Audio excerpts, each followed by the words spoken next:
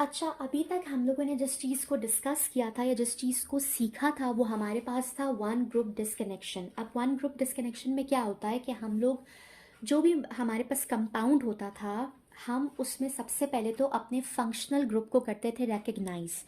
उसकी रिकग्निशन के बाद हम देखते थे कि हमारे पास कोई रिलायबल रिएक्शन होना चाहिए उसकी डिस्कनेक्शन के लिए। अगर तो हमारे पास होता था तो हम सिंपली उसको डिस्कनेक्ट वहाँ से करते थे और अपने स्टार्टिंग मटेरियल तक रीच करते थे। लेकिन अगर हमारे पास कोई भी ऐसा रिएक्शन मौजूद नहीं होता था तो हम लोग करते थे उसकी FGI।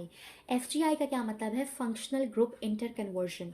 फिर फंक्शनल ग्रुप इंटर कन्वर्जन तक हम उसको इंटर कन्वर्जन से हम उसको ऐसे ग्रुप में कन्वर्ट करते थे कि जिसका हमें रिएक्शन नॉन होता था, और फिर हम उसकी डिस्कनेक्शन कर देते थे।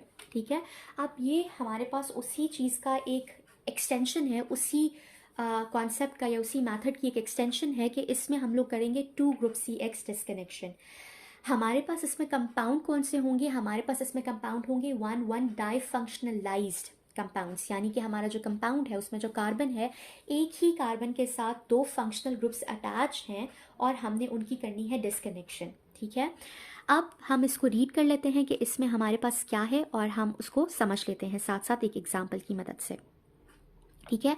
All the disconnections we have used so far have been one group disconnections, that is, we have recognized a single functional group and the disconnection corresponded to a reliable reaction to make that functional group. ठीक है, कि हमने functional group को किया recognise, उसके बाद हमने की उसकी डिस्कनेक्शन, जो कि हमें उस रिलायबल, जो कि उसके लिए हमारे पास रिलायबल रिएक्शन नॉन होता है और उसी की मदद से हम उसकी करते हैं disconnection.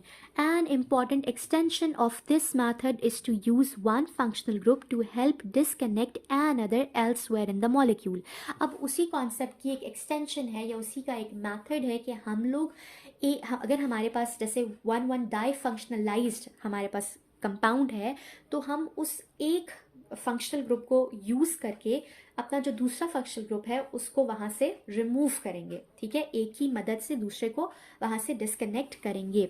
One example we have already met is the synthesis of acetals, और इसमें हम लोग एग्जाम्पल जो देखेंगे वो हमारे पास एसिटल्स की एग्जाम्पल है।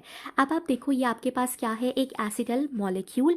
अब इस एसिटल मॉलिक्यूल में हमारे पास ये जो ऑक्सीजन है, ठीक है, ये एक फंक्शनल ग्रुप है और ये एक फंक्शनल ग्रुप है। अब ये फंक्शनल ग्रुप इस फंक्शनल ग्रुप का यहाँ से रिमूव होना आसान बनाएगा।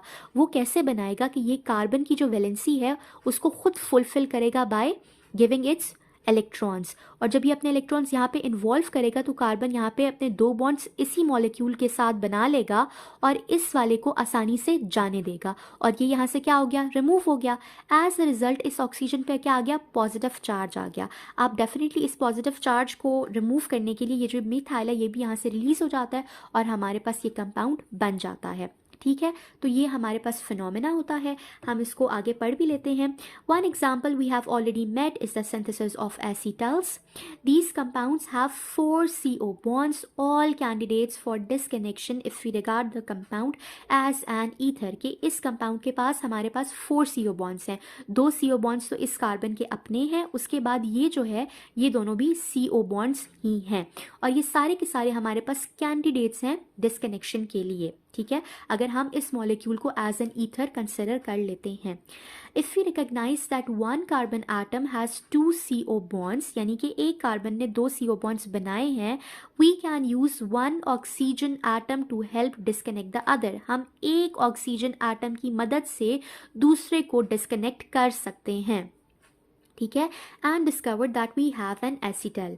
Both CO bonds should therefore be disconnected and we can label the operation 1,1 di-X। के इस तरह से हमारे जो दोनों CO bonds हैं वो डिस्कनेक्ट हो जाते हैं और इस ऑपरेशन को ही हम लोग बोलते हैं 1,1 di-X। ठीक है, अब ये मेरे पास एक एनालिसिस है, इस एनालिसिस और इस सिंथेसिस को हम लोग देख लेते हैं।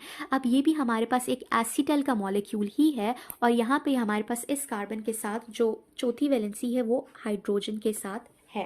ठीक है, अब होगा क्या कि हमारे पास इसकी होगी 1,1 डिस्कनेक्शन, ये दोनों यहाँ से रिमूव हो जाएंगे और एज अ रिजल्ट हमारे पास एक एल्डिहाइड बनेगा और ये दोनों फंक्शनल ग्रुप्स यहाँ पे रिलीज हो गए। ठीक है, सॉरी। फिर उसके बाद हम ये हमारे पास थी इसकी डिस्कनेक्शन। अब ये हमारे पास स्टार्टिंग मॉलिक्यूल है। अब इस स्टार्टिंग रिएजेंट्स है। हम इस मॉलिक्यूल को जब रिएक्ट कराएंगे इसके साथ तो हमारे पास अगेन हमारा टारगेट मॉलिक्यूल बन जाएगा, जो कि हमारे पास क्या है, हमारा एसिटल है। Thank you.